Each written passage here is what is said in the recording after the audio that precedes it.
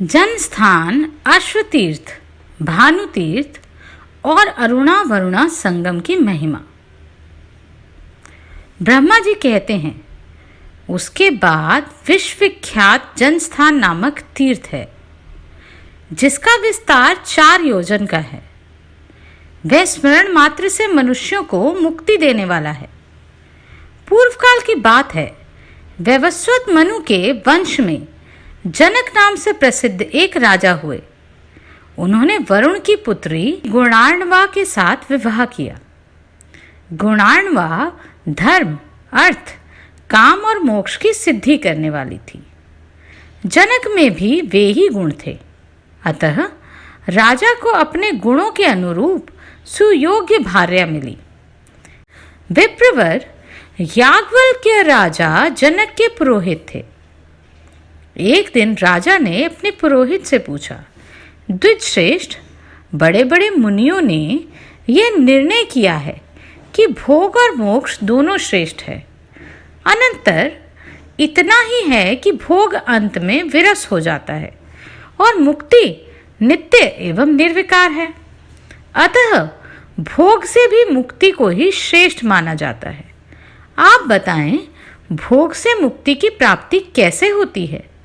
सब प्रकार की आसक्तियों का त्याग करने से जो मुक्ति प्राप्त होती है, वह तो अत्यंत दुख साध्य है। अतः जिस उपाय से अत्यंत सुखपूर्वक मुक्ति हो सके, वह ही बतलाइए। याज्ञवल्क्य बोले, राजन, साक्षात भगवान वरुण तुम्हारे गुरुजन, श्वशुर और हितकारी हैं। उन्हीं के पास चलकर पूछो, वे तुम्हें हित का उपदेश देंगे। तदनंतर याज्ञवल्क्य और जनक दोनों राजा वरुण के पास गए और वहां उन्होंने मुक्ति का मार्ग पूछा। वरुण ने कहा, 2 प्रकार से मुक्ति प्राप्त होती है, एक तो कर्म करने से और एक कर्म ना करने से। वेद में यह मार्ग निश्चित किया गया है कि कर्म ना करने की अपेक्षा कर्म करना श्रेष्ठ है। धर्म, अर्थ, काम और मोक्ष, ये चारों पुरुषार्थ कर्म से बंधे हैं। निःश्रेष्ठ कर्म द्वारा सब प्रकार के साध्यों की सिद्धि होती है। इसलिए मनुष्यों को सब तरह से वैदिक कर्म का अनुष्ठान करना चाहिए। इससे वे इस लोक में भोग और मोक्ष दोनों प्राप्त करते हैं। अकर्म से कर्म पवित्र है। कर्म भिन्न भिन्न आश्रमों और वर्णों के अनुसार अनेक प्रकार के होते हैं। वर्णों और आश्रमों में भी 4 आश्रम कर्म के द्वारा माने गए हैं। उनमें भी गृहस्थ आश्रम अधिक पुण्यदायक है। उससे भोग और मोक्ष दोनों प्राप्त हो सकते हैं। यही मेरा मत है। यह सुनकर राजा जनक और बुद्धिमान याज्ञवल्क्य ने वरुण का पूजन किया और पुनः यह बात पूछी, सुरश्रेष्ठ, आपको नमस्कार है। आप सर्वज्ञ हैं। बताइए, कौन सा देश और तीर्थ ऐसा है जो भोग तथा मोक्ष प्रदान करने वाला है? वरुण ने कहा, इस पृथ्वी पर भारतवर्ष और उसमें भी दंडक वन पुण्यदायक है। इसमें किया गया शुभ कर्म मनुष्यों को भोग तथा मोक्ष दोनों ही प्रदान करता है। तीर्थों में गौतमी गंगा श्रेष्ठ है। वे मुक्तिदायिनी मानी गई है। यहाँ यज्ञ और दान करने से मोक्ष की प्राप्ति होती है। वरुण का यह उपदेश सुनकर याज्ञवल्क्य और जनक उनकी आज्ञा ले अपनी पुरी में लौट आए। फिर गंगा तीर्थ पर जाकर राजा जनक ने अश्वमेघ आदि यज्ञ किए और विप्रवर याज्ञवल्क्य ने उन यज्ञों में आचार्य का कार्य किया। गौतमी गंगा के तट पर यज्ञ करने से राजा को मोक्ष की प्राप्ति हुई। तत्पश्चात जनक वंश के बहुत से राजा क्रमशः वहां आकर यज्ञ करते और गोदावरी की कृपा से मोक्ष के भागी होते रहे। तभी से यह तीर्थ जनस्थान के नाम से विख्यात हुआ। जनकों का यज्ञ स्थान होने से इसका नाम जनस्थान पड़ गया।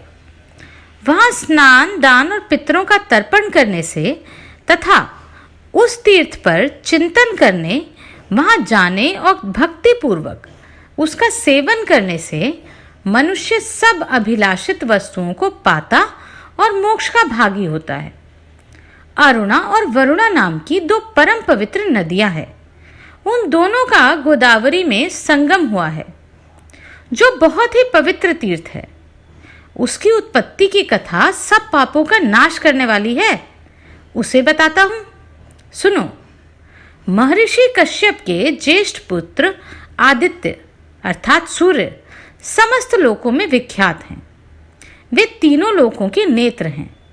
उनकी किरणें अत्यंत दुस्सह हैं। भगवान सूर्य के रथ में 7 घोड़े जुते होते हैं। सूर्यदेव संपूर्ण लोकों द्वारा पूजित हैं। उनकी पत्नी का नाम है उषा। उषा विश्वकर्मा की पुत्री और त्रिभुवन की आदित्य सुंदरी हैं। उसे अपने स्वामी के तीव्र ताप का सहन नहीं हो पाता था। वह सदा इसी चिंता में पड़ी रहती थी कि मुझे क्या करना चाहिए। उषा के 2 बुद्धिमान पुत्र थे, वैवस्वत मनु और यम। एक कन्या भी थी जो परम पवित्र यमुना नदी के रूप में विख्यात हुई। एक दिन उषा ने अपने ही समान रूप वाली अपनी छाया उत्पन्न की और उससे कहा, तू मेरी ही जैसी होकर मेरी आज्ञा से पति की सेवा तथा मेरे पुत्रों का पालन कर। मैं जब तक लौट ना आऊं तब तक तुम ही पति की प्रेयसी बनकर रहो।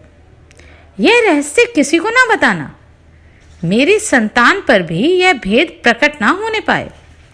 छाया ने बहुत अच्छा कहकर उषा की आज्ञा स्वीकार कर ली और उषा घर से निकल पड़ी। उसने तपस्या के लिए उत्तर कुरु नामक देश को प्रस्थान किया। वहां पहुंचकर उसने घोड़ी का रूप धारण करके कठोर तपस्या आरंभ की। जब सूर्यदेव को इसका पता लगा तब वे भी घोड़े का रूप धारण करके उसके पास गए। पतिव्रता उषा पर पुरुष की आशंका से भागकर भारतवर्ष में गौतमी के तट पर आई। वहां उसका पति के साथ समागम हुआ, जिससे अश्विनी कुमारों की उत्पत्ति हुई।